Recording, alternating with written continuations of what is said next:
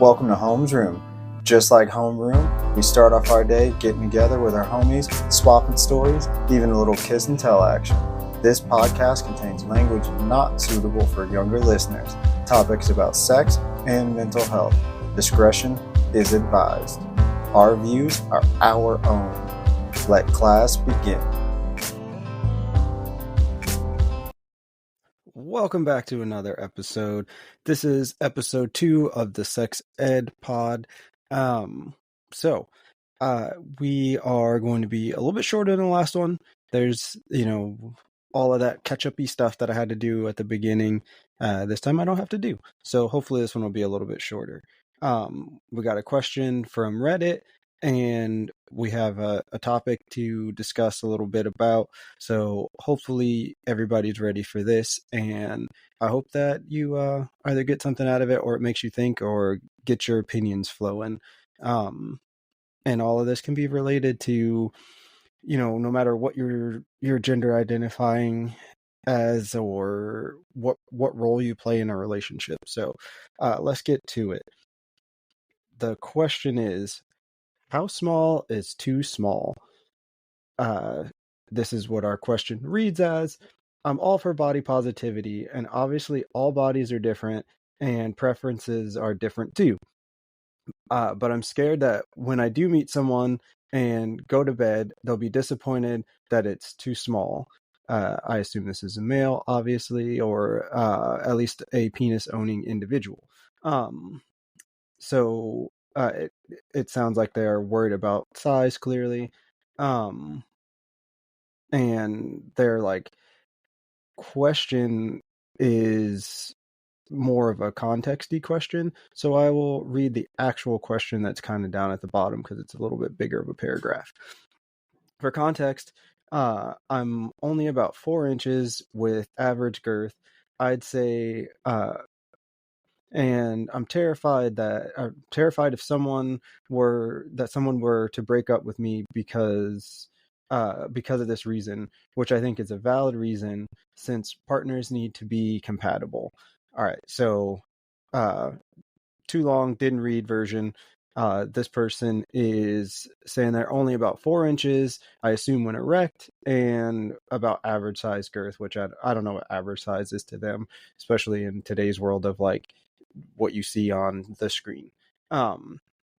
Anyway, and they're worried about it being too small and somebody being unhappy with them and not satisfied and leaving them because of it, which the other part of this that I kind of draw a little bit of issue with, they say, which is a valid reason since partners need to be compatible. So we're going to address this in 2 different answers. First off, yes, your partners need to be compatible, but I don't think genitalia necessarily has as much to do with that as, who you are as a human being, how you treat that person on a daily basis. If you're just, meeting somebody in a bar and trying to get it in, okay, that might play more of a role.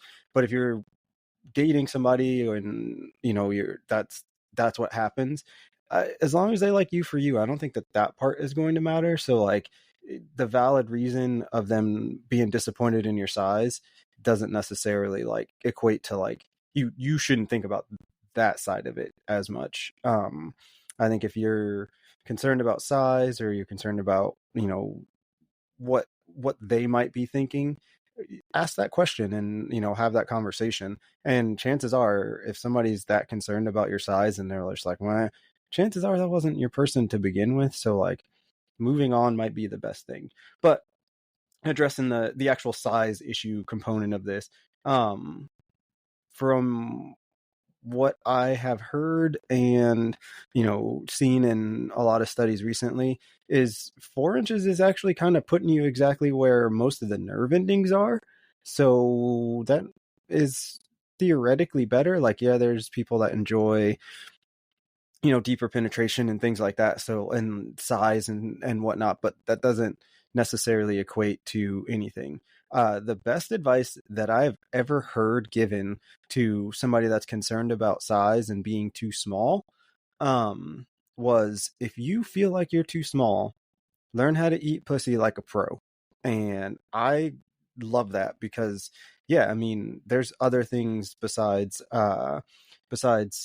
your penetrative body parts. There's, you could honestly give them a massage, give them, a ton of love in other ways, and get them close enough before you even like actually touch genitals. So there's a lot more to it than just like one genital entering another. So, there's other things that you can do.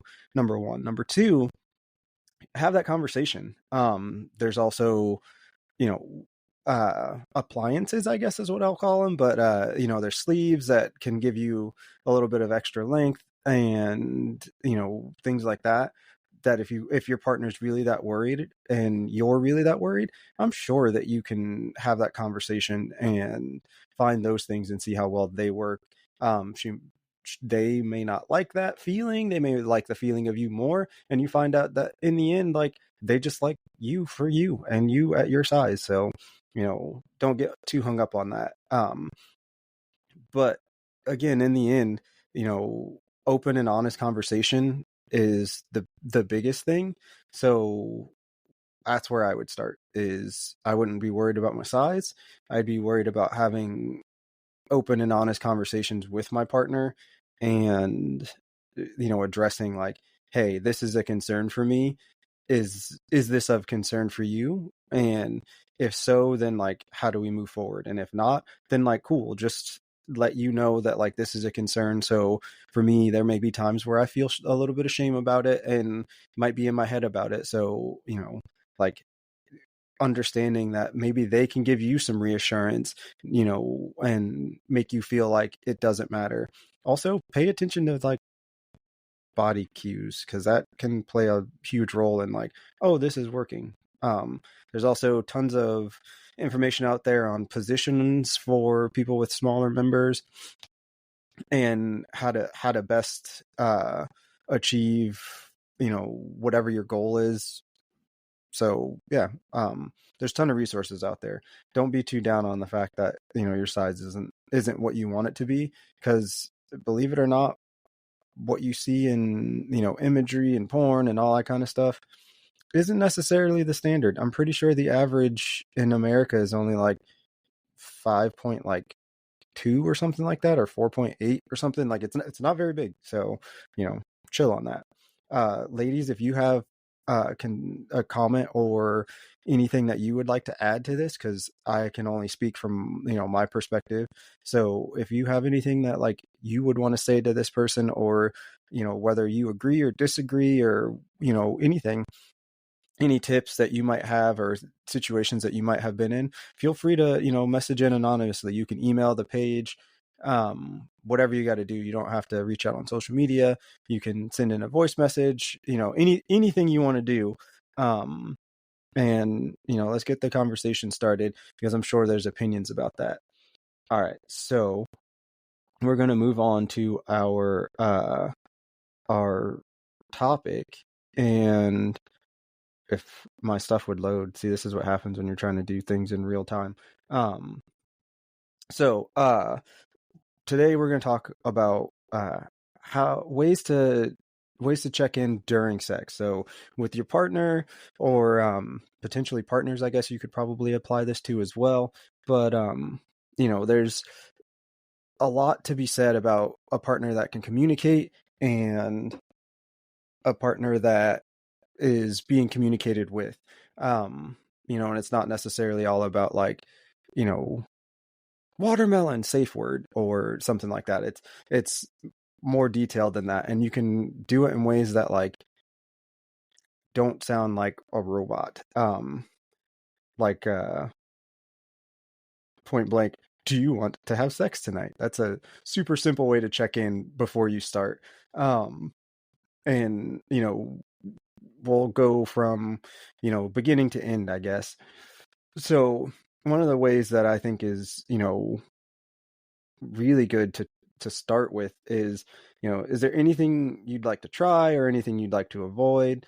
That's super simple. If you're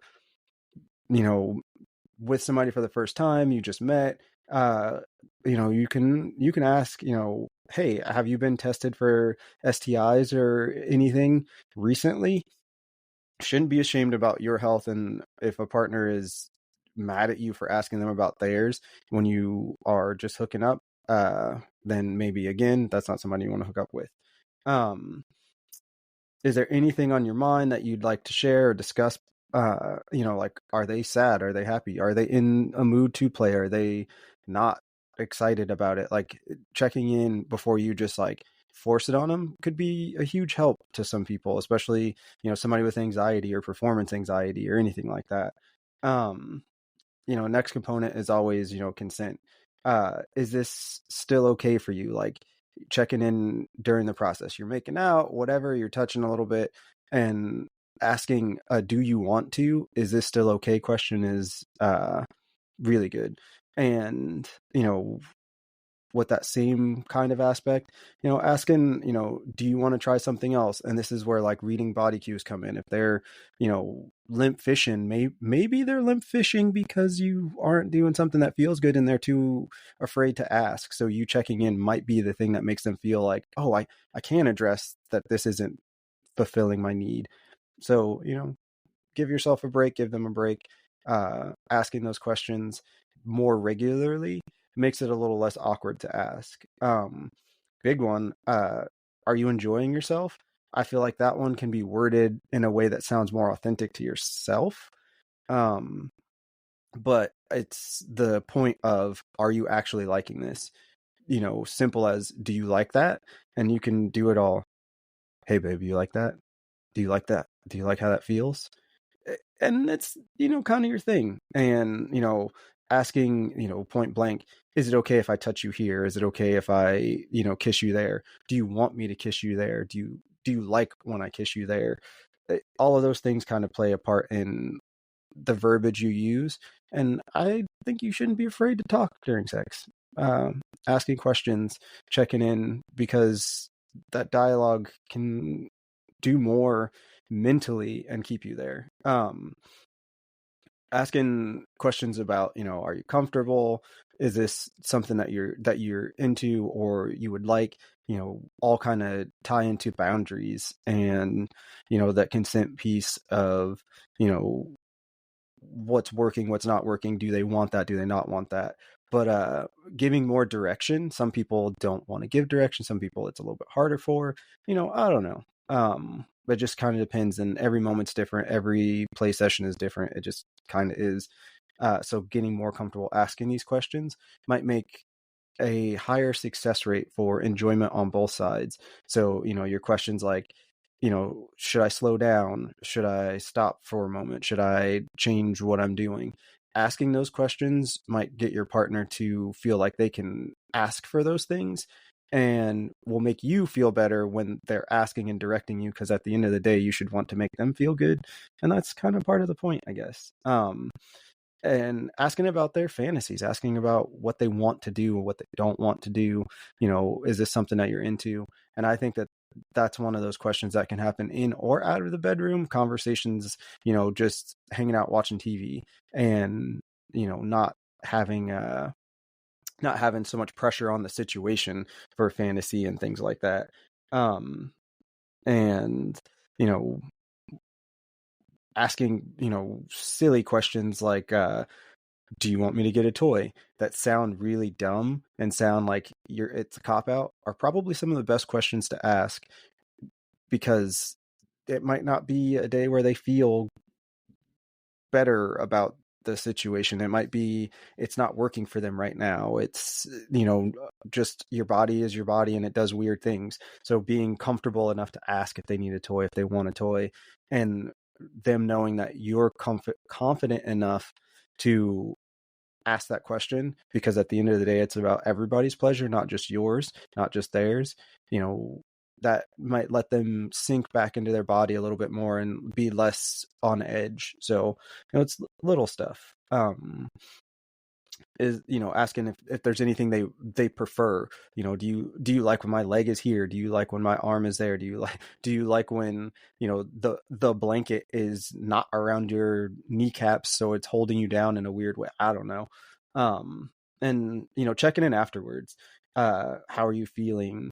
Would you like to cuddle? I will just say, some people are not cuddlers. Some people are like, get the fuck away from me, I'm hot. So pay attention to that.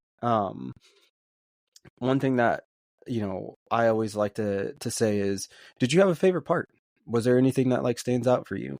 Because now that's like tying a memory to it, and putting you back in that moment of whatever. And I think that that's a super simple question that you can ask. And if they say no, it's like, well, was there anything that you would like to try again, or anything that you would like to do, differently, that like could have almost been there? Like, I don't know. That's just kind of the point of it. And just being present in the moment goes a long way. That was a lot of information in a short time, but that was the point of these, is to be short. So if you have any things that you would, you feel like work for you as check-ins, or I didn't list or didn't, talk about in the same context that like you would have it, again, feel free to send those in, because we can always revisit these. We can always add these in. And I think that that's ultimately kind of the goal, is to build that communication for everybody, and communication looks different to everybody. So I perceive communication one way, you perceive communication another way, and hopefully this episode communicated to you. Thank you. Have a good day. The bell is about to ring. If you want to drop us a voice message or simply ask a question, you can do that by clicking the link in the show notes below. Be sure to leave us a 5-star review. It helps more people find us. Theme music by Kinsey. More music available on Spotify. Remember, every day is a class. Go learn something.